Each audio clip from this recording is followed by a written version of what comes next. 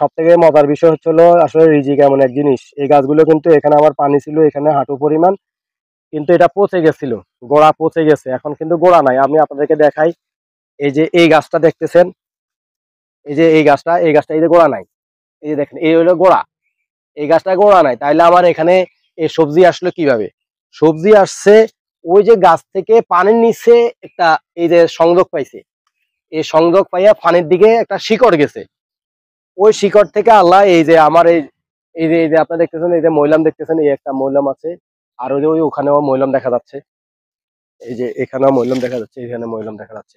তো যাই হোক, সর্বোপরি হচ্ছে হলো অভাব, আমরা খাদ্যের অভাব পূরণে কাজ করব প্রত্যেকে প্রত্যেক জায়গা থেকে, তাতে করে কি হবে, নিজেরও চাহিদা পূরণ হলো, এবং আপনি সম্ভব হইলে যখন আপনি একটু বেশি হবে তখন আপনি সমাজের চাহিদা পূরণ করবেন। এইভাবে কিন্তু একটা দেশ সুখী সমৃদ্ধ বাংলাদেশ গড়ে উঠবে এভাবেই।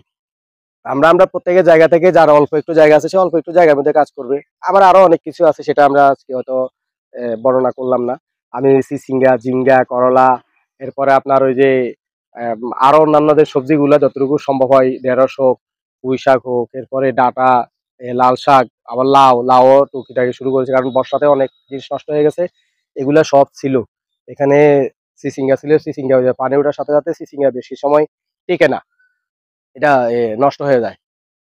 তো আমরা আরো কিছু পরাগায়ন করব। এখানে একটা ফুল, এটা আসলে গাছগুলো আমি বৃষ্টির মধ্যে রোপণ করেছি, এই যে এটাকেও এখন একটা ফুল নিয়ে এটা পরাগায়ন করব।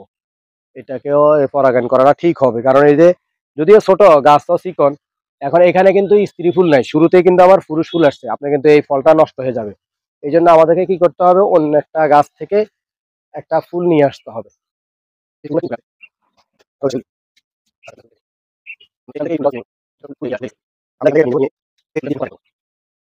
এখানে পরাগায়নটা একবারে এই পাপড়ি পাপড়ি এরকম করে হালকা পাপড়ি গুলা লাগাই দেওয়ার চেষ্টা করব। তারপরে যেহেতু আমরা এটার ওই নিচেরটার কম, ফুল ছোট তো, এটা আমরা ছিঁড়ে ফেলে দিই,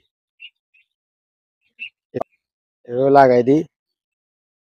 এভাবে আমরা একটু চিপ দিয়ে বসা দিছি, বাস শেষ।